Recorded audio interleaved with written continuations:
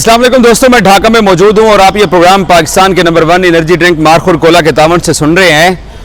भाई साहब, पाकिस्तान और बांग्लादेश के पहले टेस्ट मैच में आज जो तीसरे दिन का खेल अचानक से मोहम्मद अब्बास के ओवर के दौरान अंपायर्स ने ख़त्म कर दिया, इसके ऊपर पाकिस्तानी कप्तान शान मसूद, ये आप तस्वीर देख सकते हैं कि ये अंपायर्स चलते हुए जा रहे हैं तो शान रुके हुए और उनके साथ बात कर रहे हैं। और अंपायर्स ने एक बात समझ नहीं आई, कम से कम मुझे तो समझ नहीं आई है, कोई मेरे से बेहतर अगर कोई इस सिचुएशन को उस वक्त समझ रहा था तो वो बता सकता है कि फील्ड कैप्टन से डिस्कशन किए बगैर और जो विकेट पर दोनों बैट्समैन खड़े हुए हैं उनसे पूछे बगैर अंपायर्स ने ये जो खेल ख़त्म कर दिया और पाकिस्तानी कप्तान उसके ऊपर प्रोटेस्ट भी कर रहे हैं। तो ये उजलत के अंदर ऐसा क्यों किया अंपायर्स ने? जब कोई भी टेस्ट सीरीज स्टार्ट होती है या कोई भी सीरीज स्टार्ट होती है, यहाँ तक कि कोई टूर्नामेंट स्टार्ट होता है, तो उससे पहले जो प्लेइंग कंडीशन होती हैं वो तय कर ली जाती हैं। और टेस्ट मैचेस के अंदर ऐसे होता है कि जो डे 1 के ऊपर जो जैसे इनिंग्स खत्म, पहले दिन का खेल खत्म होता है, जैसे बांग्लादेश ने पहले दिन बैटिंग की थी, 301 रन बनाए थे और 85 ओवर का खेल हुआ था। तो 85 ओवर का जैसे ही खेल खत्म होके तो आखिरी बॉल गिरता है और अंपायर डे 1 कॉल ऑफ करते हैं, तो उसी वक्त लाइट मीटर से एक लाइट का स्टैंडर्ड सेट कर लेते हैं कि अगले जो दिन है वो इसी हिसाब से खेले जाएंगे। यहां पे आज तीसरे दिन क्या हुआ, बारिश हो गई, उससे 1 घंटे का खेल मुतासर हुआ। तो उसके बाद फिर अंपायर्स ने एक मैच रेफरी ने 1 घंटे का वक्त बढ़ा दिया कि 1 घंटा खेल जो है वो देर तक जारी रहेगा और ये फ्लड लाइट्स के अंदर मैच होता रहा।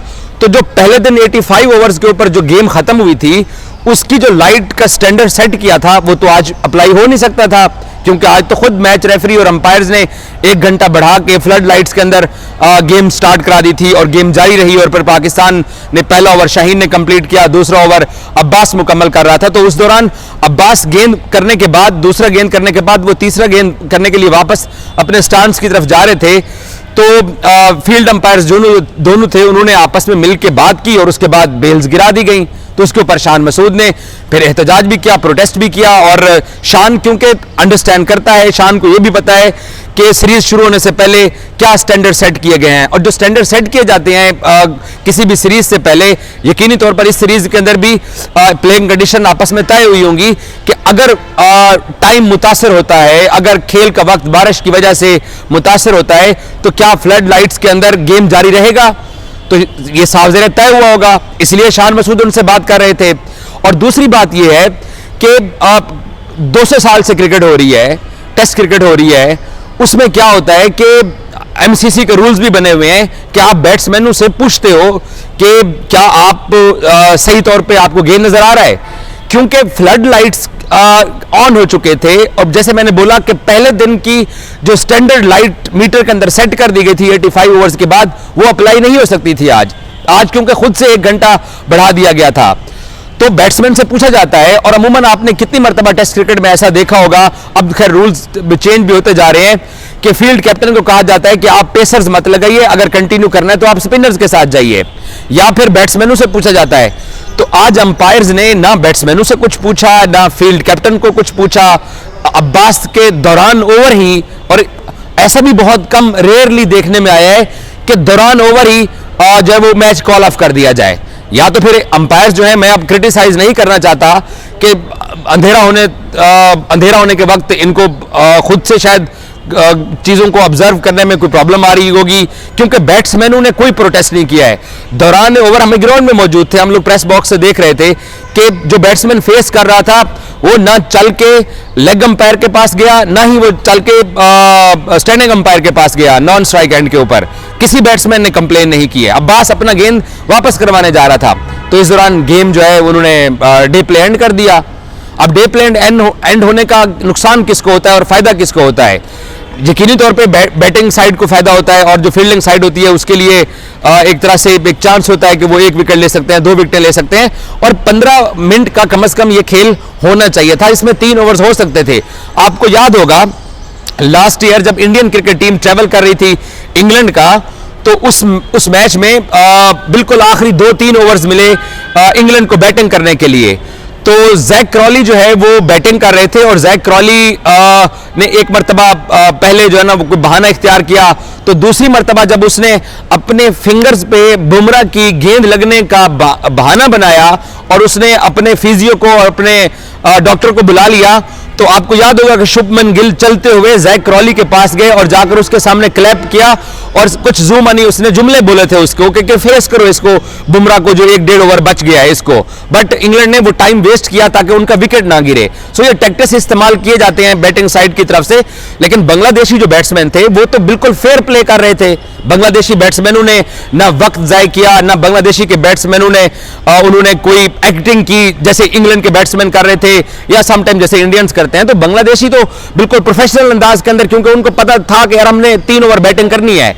तो मैं तो इससे बहुत इंप्रेस हुआ हूं कि बांग्लादेश के बैट्समैन प्रोफेशनली विकेट के ऊपर मौजूद रहे, बट अंपायरिंग जो थी उसके अंदर उजलत दिखाई दी और उसके ऊपर फिर शान मसूद ने अंपायर से बात भी की है। तो बहरहाल स्टैंडर्ड सेट हो जाते हैं किसी भी सीरीज के आगाज से पहले, तो इस बात की समझ नहीं आई है। पाकिस्तान अगर 1 विकेट हासिल कर लेता, 2 विकेट हासिल कर लेता, तो इसका यकीनी तौर पर पाकिस्तान को फायदा होना था।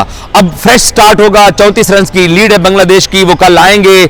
आपको पता है कि शांतु बहुत समझदार कैप्टन है, पाकिस्तान के सामने ऑलरेडी 2 टेस्ट मैचेस जीत चुके हैं और आज भी उन्होंने जो शाम के वक्त पाकिस्तान की टेल उन्होंने आउट किया और बड़ी समझदारी के साथ उसने अपने बॉलर्स दोनों एंड से यूज किए और 27 रन की लीड के ऊपर उसने पाकिस्तान को महदूद रखा। सो चौथा दिन बहुत इंटरेस्टिंग होने वाला है और देखते हैं कि बांग्लादेश की टीम किस रन रेट के साथ बैटिंग करती है, किस माइंडसेट के साथ जाती है। एक चीज उनको भी किसी न किसी हद तक ये आइडिया हो गया है कि पाकिस्तान ने स्टेबल बैटिंग की है, पाकिस्तान के पास ऐसे बैट्समैन हैं जो कि स्टेबल होके खेल सकते हैं।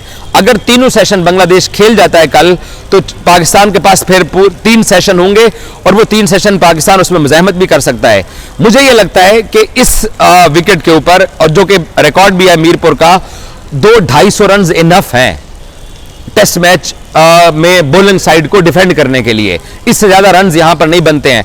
अब देखें स्पिनर्स को, ये वो विकेट है जिसके ऊपर मैंने भी बात की, सब लोगों ने बात की कि ग्रीन टॉप विकेट दिया जा रहा है, एक ऐसा ग्रासी ट्रैक बनाया जा रहा है जहां पर पेस को फायदा होगा। नाहिद राना को कोई मदद नहीं मिली है, मेहदी हसन 5 विकेटें लेकर गया और पाकिस्तान में 127 की स्पीड वाला मोहम्मद अब्बास 5 विकेटें ले गया है।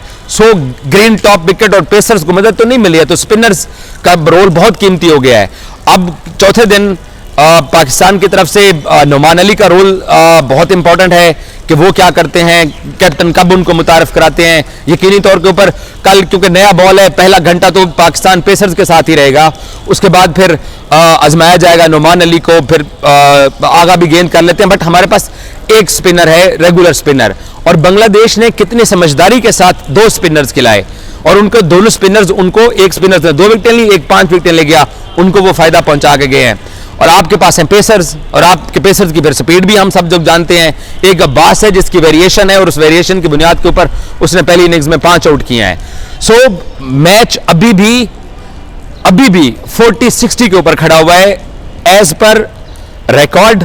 होम टीम का एडवांटेज, होम टीम की स्ट्रेंथ, उनकी डिसिप्लिन्ड बैटिंग बांग्लादेश की डिसिप्लिन्ड बॉलिंग की बुनियाद के ऊपर मैं ये कहूंगा कि अभी भी बांग्लादेश 60% इस टेस्ट मैच में फेवरेट है। पाकिस्तान 50 पे भी अभी नहीं आया, पाकिस्तान 40% है। बांग्लादेश ये टेस्ट मैच जीतने की पोजीशन में जा सकता है और आपको पीछे धकेल सकता है अगर बांग्लादेश के टॉप ऑर्डर ने कल जिम्मेदाराना बैटिंग की और वो कल नया बॉल को अच्छे अंदाज में फेस करने में कामयाब हो गए, तो सिचुएशन आपके लिए खराब भी हो सकती है, क्योंकि आपने टॉस जीत के खुद ही ये डिसाइड किया कि हम इस ग्रीन टॉप के ऊपर बॉलिंग करने जाते हैं और फिर आपने 413 रन करा दिए। तो आपने चौथी इनिंग्स में बैटिंग करनी है। वो क्या कहा जाता है कि टेस्ट क्रिकेट के अंदर टॉस से पहले ही आपने 5 दिन के लिए सफर जो है ना, मुसाफत आपने देख लेनी होती है कि आपने कितनी मुसाफत करनी है। तो यहां पे हमारे कैप्टन ने जो टॉस जीत के डिसीजन लिया बांग्लादेश को पहले बैटिंग कराने का, वो हमें महंगा पड़ा। हमारे बॉलर्स ने हमारी कोई खास मदद नहीं की है। बट अब चौथी इनिंग्स में जब हमने बैटिंग करनी है, और यहां मीरपुर का रिकॉर्ड है भाई साहब 200+ रन मुश्किल होते हैं। और जो सलमान अली आगा की शॉट थी, जो हमारी सऊद शकील ने जिस तरीके से लपेटा मार के अपना विकेट गंवाया, जिस तरीके से सलमान अली आगा के अलावा जो पाकिस्तान के सेट बैट्समैन थे मोहम्मद रिजवान, जो उस भाई साहब ने खुदकुशी की, उससे तो कम से कम मैं अभी भी 3 दिन का खेल देखने के बाद ये कहूंगा कि ये 60-40 का मुकाबला है, ये 50-50 का मुकाबला नहीं है।